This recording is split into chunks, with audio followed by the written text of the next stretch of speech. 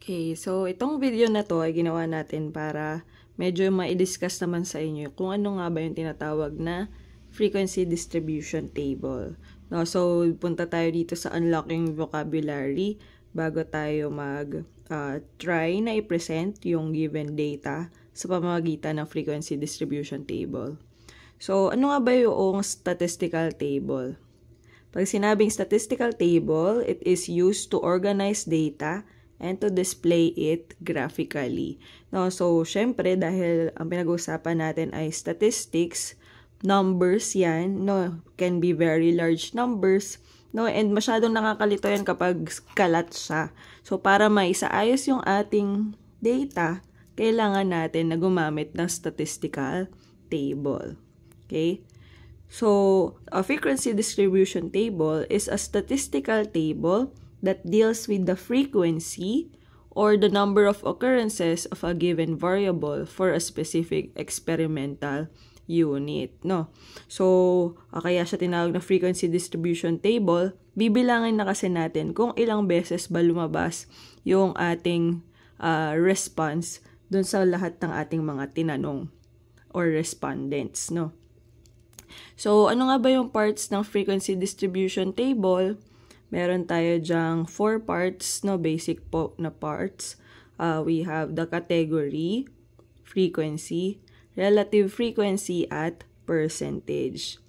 Pag sinabing category, yan yung mga bagay na ikino-consider natin sa given problem. So, for example, ang involved sa problem natin ay gender.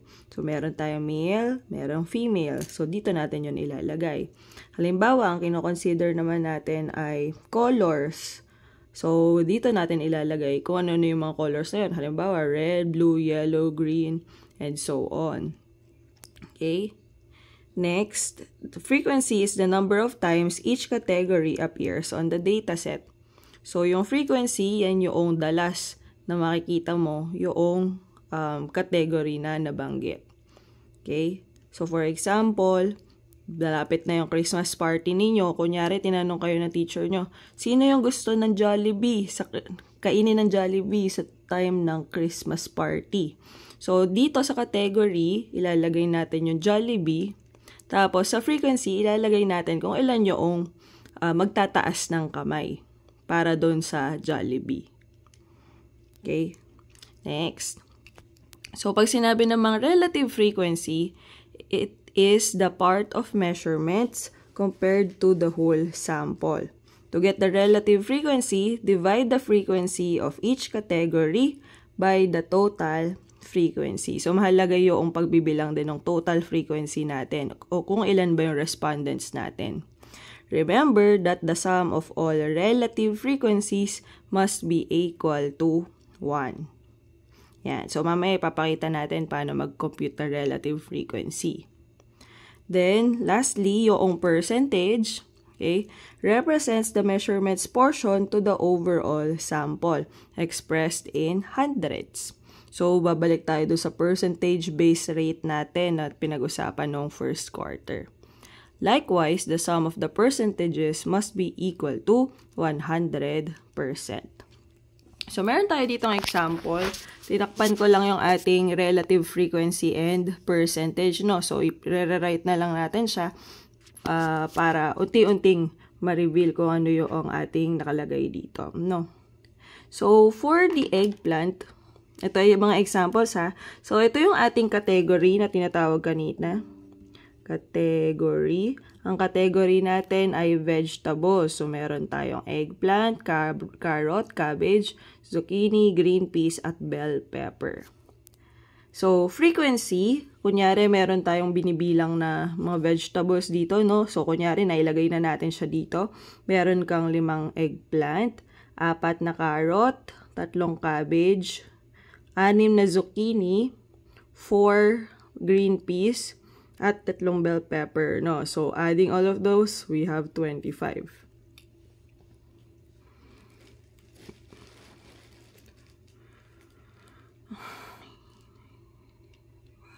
Okay, 25 nga. Okay, so next, let us compute yung relative frequency, no? So, tatandaan, ang relative frequency ay equal sa, sabi nga dito, frequency of each category divided by total frequency. No, so dahil mas malaki yung ipang di-divide mo, less than 1 yung makukuha mong sagot. So for example, dito, eggplant ay 5, no? So ang relative frequency niyan, makukuha natin yan by dividing 5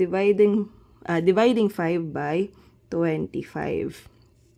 Okay? So pag na-divide na natin yan, makukuha na natin agad yung relative frequency. Dito din, we have 4 divided by 25. We have 3 divided by 25. 6 divided by 25. 4 divided by 25. At 3 divided by 25. No, so yung lahat daw ng sagot na yan, pag daw na i-total natin yan, dapat ang total niya ay 1. Okay? So, i-calculate natin to, no? Calculator natin siya para mas mabilis. Okay, so balik tayo, no? So, 5 divided by 25. No, so this one is 0.20. Next, 4 divided by 25. Ang sagot natin ay 0.16. So, isulat na rin natin siya dito sa baba dito, no? So, 0.16 ulit. Okay? Then, 3 divided by 25, 0.12. Next, 6 divided by 25, 0.24. So, kanina, nasagutan natin yung 3 divided by 25, kopyahin na lang natin, 0.12. No? So, add natin, we have 10, 12, 14, 6, plus 6 ay 20, no? So, 0, carry 2, 2, 4, 6, 8, 10. Okay, so 0, carry 1. So, syempre, 1 whole na siya, no? So, i-bring down natin yung decimal point doon. Okay? So, dapat po, pag kinuha nyo relative frequency, ang magiging total niya dito ay 1 or 1.00. Next, punta naman tayo sa percentage, no? So, ang percentage, madali lang yan, di ba? Kung ano man yung decimal form niya, ita-times lang natin sa 100%. So, kung meron kang 0.20, ang percentage natin ay 2 decimal places to the left, 1, 2. No, and attach your percent symbol. So, we have 20%. Next, we have 16, 0.16 or 1/6, magiging 16%. Tigto 2 decimal places to the right siya. So, next, 0.12 magiging 12%. 0.24 magiging 24%. Okay? Then, 0.16 ay 16%. At last, syempre, 12%. No? So, kapag ini-add po natin lahat ng percentage na ito, ang magiging sagot po ay 100%. So, tatandaan po ninyo pag ang given ay percentage, gusto mong makuha ang frequency, kailangan alam mo yung total. Okay? So, kapag alam mo yung total, kuha mo yung frequency, pag minultiply mo yung total sa percentage. No? So, kasi po, itong total nito, ito yung tinatawag natin na base. Okay? Ito yung percentage dito. So, ito yung rate. No? Rate of percentage natin. Ito ang percentage. Okay? So, kapag minultiply mo, 25 times yung atin pong relative frequency or tinransform na natin itong percentage back to decimal. No? So, 25 times 0.20.